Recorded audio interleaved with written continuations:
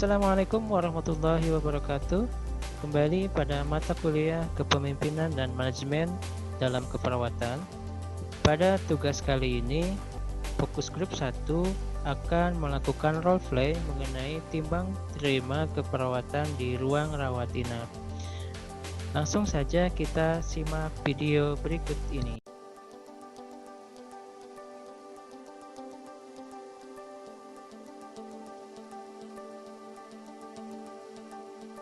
Assalamualaikum warahmatullahi wabarakatuh.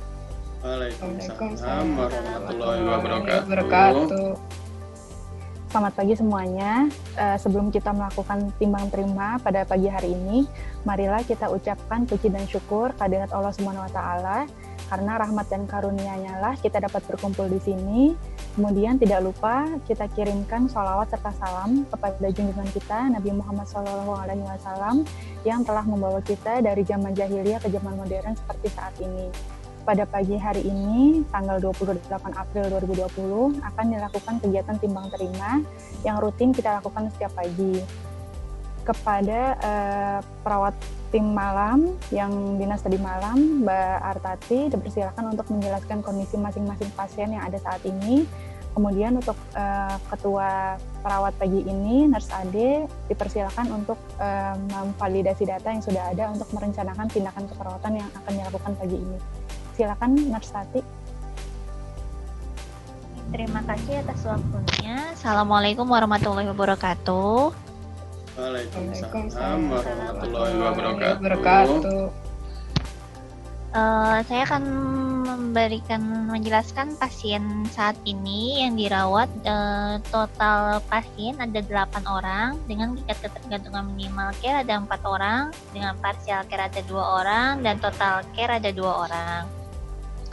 Untuk pasien yang pertama, itu Nyonya S, umur 49 tahun, tanggal lahir 12 April tahun 1970, dengan diagnosa medis CA kolon, korekolostomi. Pasien OSB dari kamar operasi jam 23. Keadaan umum pasien saat ini, TKNC itu 110/60 dengan suhu 36,5, nadi 95 kali per menit, dan RR 20 kali per menit. GCS-nya 15. Pasien terpasang urin kateter dan tidak mau bergerak miring kanan dan miring kiri. Tingkat ketergantungan total care. Untuk saat ini pasiennya mengeluh tidak bisa buang air besar karena mau rencana rekolostomi. Jadi diagnosa keperawatan yang kita angkat itu konstipasi. Jadi intervensi yang bisa dilakukan adalah manajemen buat konstipasi. Yang kedua, pada pasien Nyonya A, umur 34 tahun, tingkat ketergantungan 34 tahun, tanggal lahir 14 Mei 1983, tingkat ketergantungan itu partial care, diagnosa medis post operasi appendicitis, perforasi hari kedua. Pasien ini masih terpasang kateter, infus, BAB sama ADL masih dibantu sebagian. Keadaan umum saat ini tensinya masih 120/70, suhu 36,5, nadinya 120 kali per menit, RR-nya 20 kali per menit dengan GCS-nya 15. Diagnosa keperawatannya masih kita bisa angkat nyeri, jadi ada manajemen nyeri ya, ajarkan teknik relaksasi nafas dalam, sama kolaborasi analgetik yang masih terpasang di infusnya. Kemudian pada pasien yang ketiga ada Nyonya B, umurnya 45 tahun, tanggal lahir 15 Januari tahun 1965, tingkat ketergantungnya minimal care, diagnosa medis preoperasi batu ginjal. Pasien bisa ke kamar mandi sendiri. Tensi saat ini 150/90. Suhunya sih 36,5, nadinya agak cepat sedikit 120 kali per menit dengan RR-nya 20 kali per menit, GCS-nya 15. Untuk diagnosa keperawatan yang diangkat yaitu resiko penurunan curah jantung. Intervensi yang bisa dilakukan yaitu monitoring hemodinamik ya, terutama tensinya karena agak tinggi sehingga 150/90.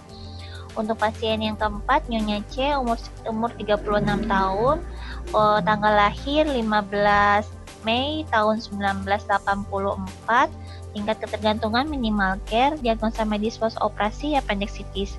Pasien rencana pulang hari ini, tensi bagus 110/70, suhunya 36,5, nadinya 120 kali per menit, RR-nya 20 kali per menit dengan GCS-nya 15. Diagnosa keperawatannya untuk saat ini yaitu kesiapan meningkatkan manajemen kesehatan. Intervensi yang bisa kita lakukan yaitu dengan edukasi kesehatan dan edukasi perawatan di rumah.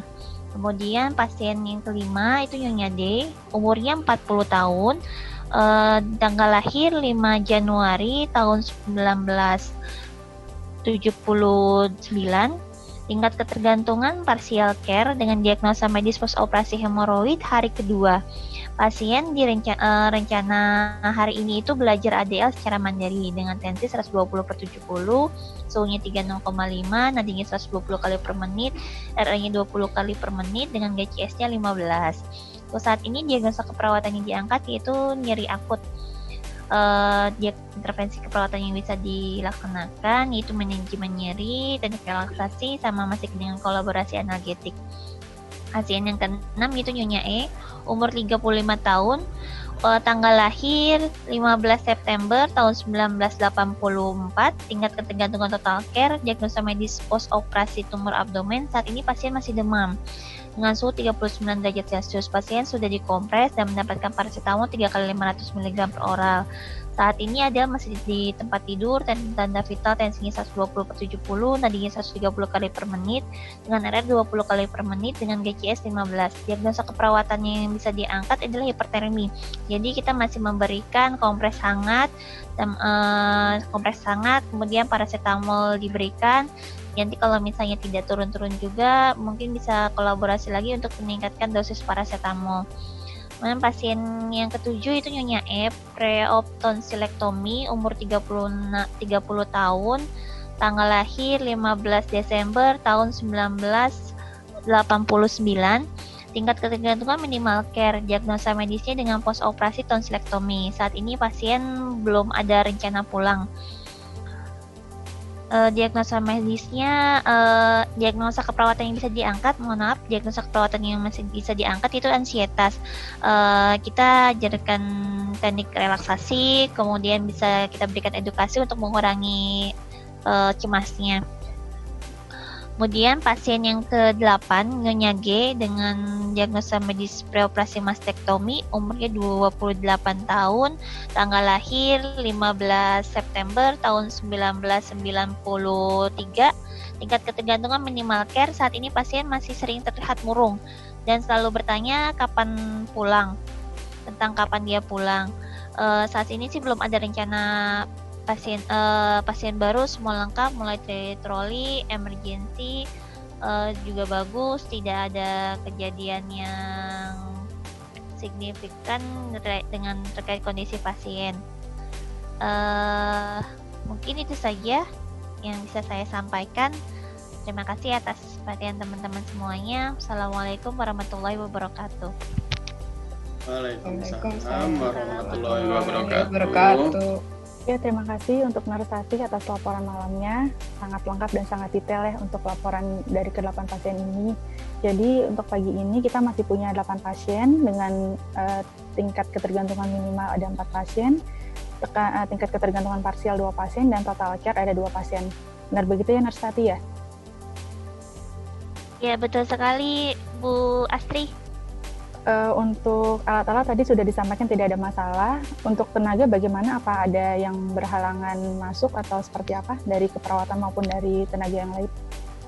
Pekarya untuk atau tenaga yang lain? Alhamdulillah semalam cukup. Kebetulan ada yang sakit 1 orang. Si Lestari sakit, jadi tidak bisa masuk untuk semalam, tapi alhamdulillah bisa kami atasi dengan tenaga yang ada semalam. Jadi untuk semuanya bagus-bagus aja. Bisa terhandle semua ya? Ya. Baik, kalau gitu terima kasih untuk laporan malamnya Narasati dan tim. Untuk kerjasamanya dari tim malam, semuanya luar biasa nih teman-teman. Semangat banget dan sehat selalu untuk semuanya. Untuk tim malam nanti jangan lupa istirahat setelah dinas dan selalu jaga kesehatan. Demikian kegiatan timbang terima dari shift malam ke shift pagi telah dilakukan pagi ini. Semoga apa yang kita lakukan dan yang akan kita lakukan bernilai ibadah di hadapan Allah Subhanahu wa taala dan kita diberikan kelancaran dalam melaksanakan tugas masing-masing. Tetap semangat dan tunjukkan sikap profesionalisme kita sebagai perawat. Demikian saya akhiri untuk kegiatan timbang terima pagi ini. Terima kasih. Wassalamualaikum warahmatullahi wabarakatuh. Waalaikumsalam warahmatullahi wabarakatuh. Kegiatan timbang terima yang dilakukan di Nurse Station selanjutnya adalah simulasi kegiatan timbang terima yang dilakukan di sisi tempat tidur pasien. Handover akan dilakukan oleh nurse malam, nurse tati kepada nurse pagi, nurse ade kepada semua pasien. Kali ini akan disimulasikan timbang terima di bed pasien terhadap salah satu pasien yaitu Nyonya S.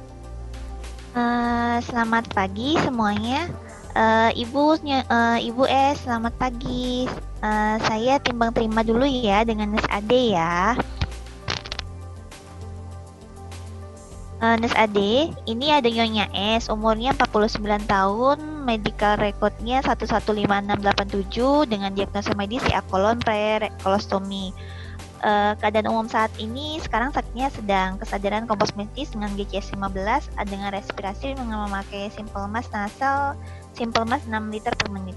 Tensi saat ini tanpa support, tanda-tanda vital terakhir tensi 120 per 60 mm Hg, suhunya 36,5, nadi 95 kali per menit, RR 20 kali per menit.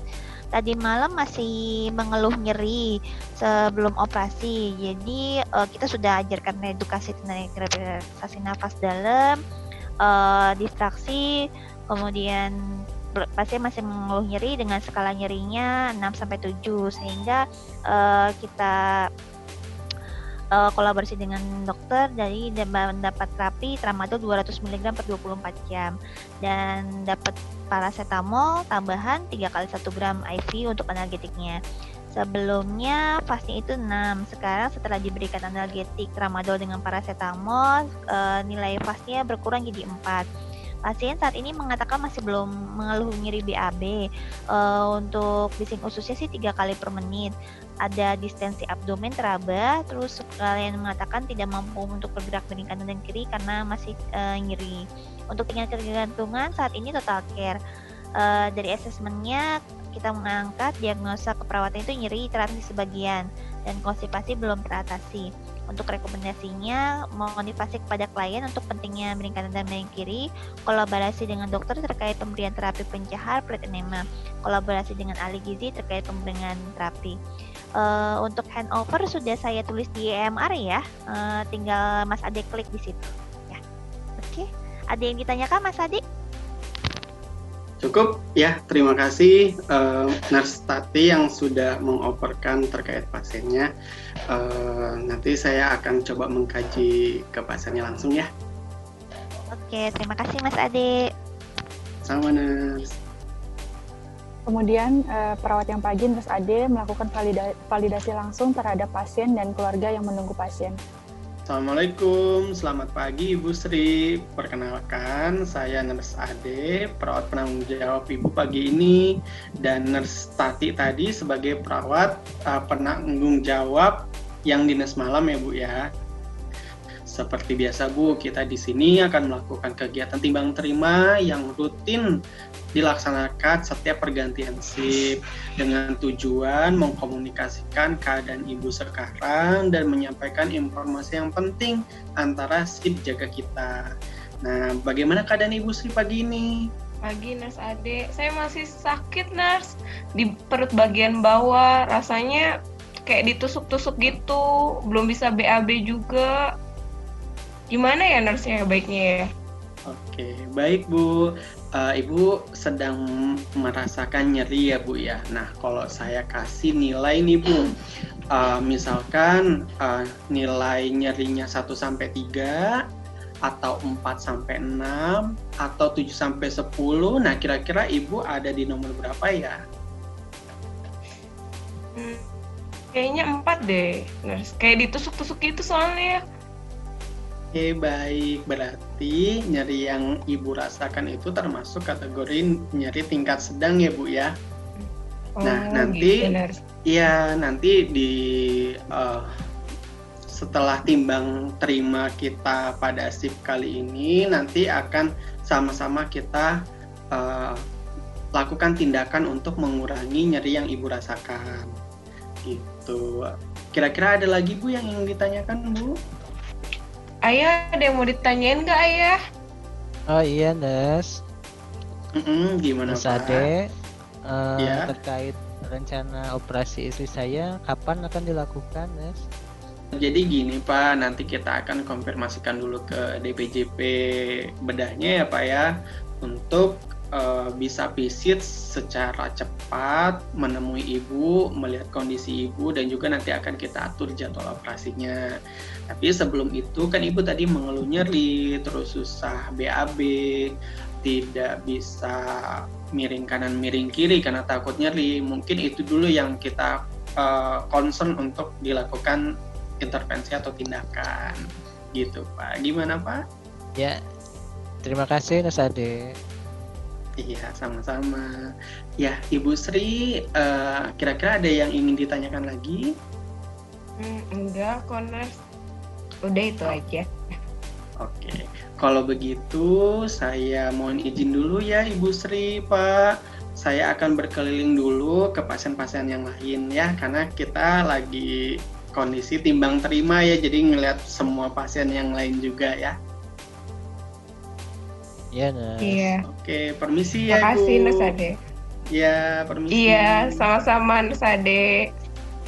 Demikianlah video role play manajemen keperawatan dari Fokus Group 1. Semoga bermanfaat dan terima kasih.